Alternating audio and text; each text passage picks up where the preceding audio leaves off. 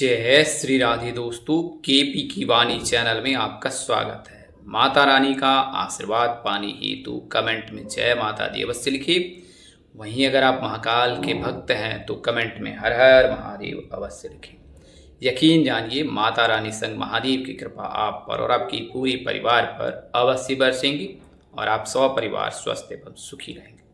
दोस्तों, आज की वीडियो में आपको मीन राशि के जातक की कब, कहाँ, कैसे, किससे, किस दिशा में, कितनी दूरी पर शादी के योग बनेंगे, इसकी जानकारी मैं आपको पूरी तरह से देने की कोशिश करूंगा। उससे पहले मैं आपको बताना चाहूँगा कि अगर आपको अपनी शादी के बारे में जानना है कि आपकी शादी किस वर्ष तक हो सकती है और आपको आपकी चंद्र राशि ज्ञात है, तो आप अपना मून साइन जो है हमें कमेंट करें।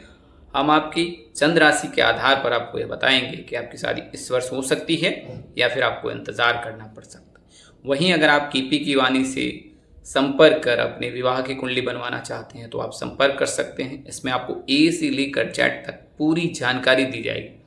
आपकी शादी कब होगी, कहाँ होगी, कैसे होगी, किससे होगी, किस दिशा में होगी, कितनी दूरी पर होगी, किस नाम से होगी, किस राशि से करनी चाहिए, जीवन साथी का रंग, रूप, स्वरूप, स्वभाव और उनका करियर कैसा होगा, आपका करियर कैसा होगा, करियर और कारोबार में क्या आपके लिए उत्तम रहेगा। इसके अलावा कितनी संतान है के योग कुंडली में है, कौन सी महादशा चल रही, किस महादशा में आपको लाभ मिल सकता है और किस वर्ष आपका भाग्योदय हो सकता है, धन स्थिति कैसी रह सकती है आपकी कुंडली में और आपके जो है किस प्रकार से जो जीवन में बदलाव देखने को मिल सकता है, किस वर्ष आप पर 7.5 चलेगी या 7.5 से आप प्रेरित हैं, मायावी ग्रह राहु कब आपके लग्न भाव में विराजमान होंगे, प्रथम भाव से लेकर द्वादश भाव के मध्य ग्रहों की क्या स्थिति है और ग्रहों की क्या दृष्टि है, किस नक्षत्र में आपका जन्म हुआ है, तो पूरी कुंडली आपको बना कर दी जाएगी। और ये जो जानकारी है आपको हिंदी में विस्तृत रूप से लिख कर दी जाएगी। आप स्थानीय भाषाओं में, मराठी में, बांग्ला में, उड़िया में, तेलुगु में, तमिल में, अंग्रेजी में, पंजाबी में, किसी भी भाषा में जो है केपी की वाणी से संपर्क कर कुंडली बनवा सकते हैं। वहीं आप अपने बच्चे की जन्म कुंडली बनवा सकते हैं। आप अपना स्वयं का भविष्य जानना चाहते हैं, करियर, कारोबार को लेकर जानकारी प्राप्त करना चाहते हैं, दूसरे विवाह को लेकर जानकारी प्राप्त करना चाहते हैं। इसके अलावा अगर आप विवाह के लिए कुंडली मिलान कराना चाहते हैं तो भी आप संपर्क कर सकते हैं। हमारा संपर्क नंबर स्क्रीन पर दिए गए हैं। इट्स 8521835670 8521835670। तो इस नंबर पर आप संपर्क कर सकते हैं। कुंडली विश्लेषण हेतु जो है मामूली शुल्क ली जाती है, जिसे आप मेहनताना समझ सकते हैं। आइए अब वीडियो में आगे बढ़ते हैं। तो सबसे पहले मैं आपको मीन राशि के जातकों की जानकारी देता हूं। मीन राशि के जो भी जातक होते हैं उनका नाम अक्सर दौ से होता है या चौ से। हिंदी वर्णमाला के अनुसार से दौ या चौ से होता है। वहीं अंग्रेजी वर्णमाला के अनुसार से जो है, यानी अंग्रेजी अल्फ़ाबेट के हिसाब से डी और सी एच से होता है। आपके राशि स्वामी जो हैं देवगुरु बृहस्पति हैं, जो धनु राशि के भी स्वामी हैं और कर्क राशि में ये उच्च के होते हैं। इसके अलावा आपके आराध्य जो हैं जगत के पालनहार भगवान विष्णु हैं, जो सिंह राशि के भी आराध्य हैं, धनु राशि के भी आराध्य हैं। भगवान विष्णु वर्तमान समय में क्षीर सागर में योग निद्रा में विराजमान हैं, चूँकि अभी चतुर्मास चल रहा है। आपके लिए शुभ रत्न जो है वो पुखराज है। आपके लिए शुभ दिन जो है वो गुरुवार है। गुरुवार के दिन अगर आप कोई शुभ कार्य करते हैं तो आपको विशेष लाभ प्राप्त हो सकता है। अगर आप करियर और कारोबार में शुभ परिणाम पाना चाहते हैं या सफलता पाना चाहते हैं, सिद्धि पाना चाहते हैं, तो आप पुखराज रत्न धारण कर सकते हैं। इस रत्न के धारण करने से जो है आपकी कुंडली में गुरु मजबूत होगा और गुरु के मजबूत होने से आपके सभी बिगड़े काम अवश्य ही बनेंगे। बात करें मीन राशि के जातक के स्वभाव की, तो मीन राशि के जातक जो होते हैं जल तत्व के होते हैं और इनमें समंदर समान गहराई होती है, गंभीरता होती है और इस वजह से ये किसी भी चीज़ों को विषम परिस्थिति में भी जो स्थिर रहते हैं और अपनी बुद्धिमत्ता से, अपनी तार्किक शक्ति से उससे बाहर निकल आते हैं। और ये जीवट किस्म के व्यक्ति होते हैं। इनमें अदम्य साहस होता है। किसी भी परिस्थिति में जो है ये जीवन में आगे बढ़ने के लिए हमेशा प्रेरित रहते हैं। इनमें जो है विशेष प्रकार शास्त्र का ज्ञान होता है। ईश्वर से इनकी विशेष अनुरक्ति होती है। इस वजह से ये हमेशा ही सकारात्मक रहते हैं, पॉजिटिव रहते हैं और इस वजह से इन्हें जीवन में हर समय में जो है इन्हें परेशानी आती भी है तो वो इनकी अदम्य साहस और जीवट किस्म के विचार रहने के चलते जो है उनको ये टैकल कर लेते हैं। तो ये सारे गुण मीन राशि के जातकों में देखने को मिलता है। मीन राशि के जातक एज अ पार्टनर बहुत अच्छे होते हैं, दयालु भी होते हैं और इनमें थोड़ी सी उग्रता देखी जाती है और जल्द ये क्रोधित हो जाते हैं, किंतु इनके क्रोध में भी जो है वो प्यार और सद्भाव बना रहता है और जल्द ही ये शांत भी हो जाते हैं। ये जितने जल्दी ये उग्र होते हैं उतने जल्द ये नम्र भी हो जाते हैं, विनम्र भी हो जाते हैं और इनका गुस्सा शांत भी हो जाता है। अगर कोई कार्य जो है जो इनके मन मुताबिक ना हो या कोई ऐसा कार्य जो असत्य हो, असंगत हो या कोई शास्त्र या कानून के विरुद्ध हो, तो उसके प्रति इनकी आवाज़ बाहर निकलती है और उनकी ये प्रतिक्रिया हमेशा सामने वाले को देखने को मिलती है। ये कभी भी गलत का साथ नहीं देते हैं और गलत का विरोध करने में ये सबसे आगे रहते हैं। इस वजह से मीन राशि के जातक थोड़े से वाक कटु भी होते हैं, वाकपटुता भी इनमें देखने को मिलती है, लेकिन ये बेहद ही सात्विक होते हैं, धार्मिक होते हैं, कार्मिक होते हैं, लोगों को मोटिवेट करने में माहिर होते हैं। ये सारे गुण मीन राशि के जातकों में देखने को मिलता है। मीन राशि के जो जातक होते हैं वो बहुत अच्छे पार्टनर भी बनते हैं और अगर आपकी शादी मीन राशि के जातक से होने वाली है तो आप भाग्यशाली हैं, क्योंकि मीन राशि के जातक में गुरु की प्रधानता अधिक होती है, गुरु तत्व की प्रधानता अधिक होती है।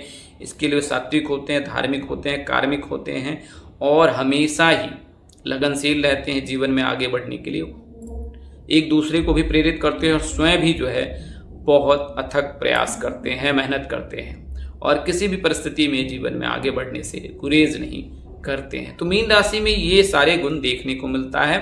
अगर आपकी मीन राशि है तो आप में सारे गुण देखने को अवश्य ही मिलेगा। आइए मैं आपको मीन राशि के जातकों के विवाह के बारे में जानकारी देता हूँ। वर्तमान वर्ष में जैसा आपको पता है कि वर्तमान वर्ष में गुरु जो है कर्क राशि में वर्तमान में विराजमान है और फिर 31 अक्टूबर को जो है वो सिंह राशि में विराजमान हो जाएंगे।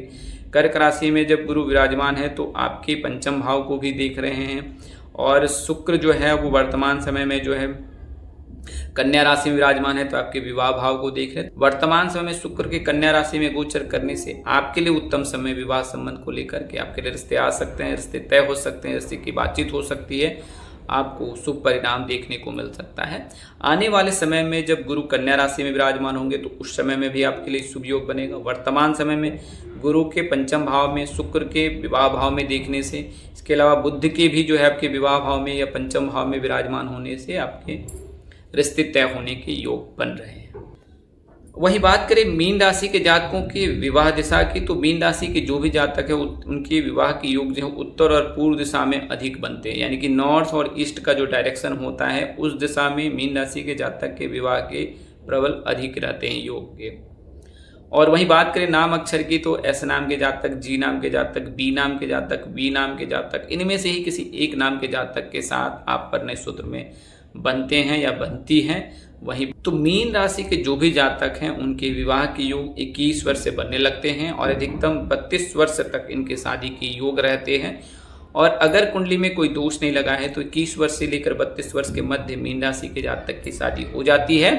अगर आपकी कुंडली में कोई दोष रहता है, मंगल दोष है, अंगारक दोष है, इसके अलावा पितृ दोष है, काल सर्प दोष है, गुरु चंडाल दोष है, शापित दोष है, तो इन दोष की वजह से जो है विवाह में बाधा आती है, तो आप अपने नज़दीक के किसी प्रकांड पंडित व ज्योतिष से संपर्क कर अपनी कुंडली विश्लेषण करा लें और यह ज्ञात कर लें कि आपकी कुंडली में कोई दोष तो नहीं है। अगर कोई दोष लगा है तो उसका आप निवारण करा लें और उसके पश्चात आपके विवाह के योग अवश्य बनेंगे।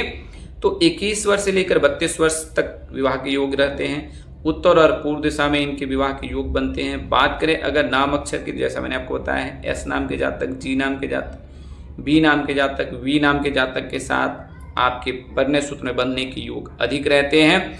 चूँकि आप जो है आपकी राशि में जो है बुध नीच के होते हैं तो आपके लिए जॉब करना उत्तम रहेगा और व्यक्तिगत बिजनेस करना आपके लिए श्रेष्ठकर होगा। व्यक्तिगत बिजनेस कहने का तात्पर्य यह है पर्सनल बिजनेस, यानी कि अगर आप डॉक्टर बन जाते हैं, खुद का क्लिनिक खोल लेते हैं तो ये आपके लिए श्रेष्ठकर होगा। अगर आप ज्योतिष बन जाते हैं तो ज्योतिष का जो है केंद्र स्थापित कर सकते हैं, ये आपके लिए श्रेष्ठकर होगा। आप सीए की तैयारी कर सकते हैं, उसमें भी आपको श्रेष्ठकर होगा, उसमें भी आपको विशेष सफलता मिलेगी।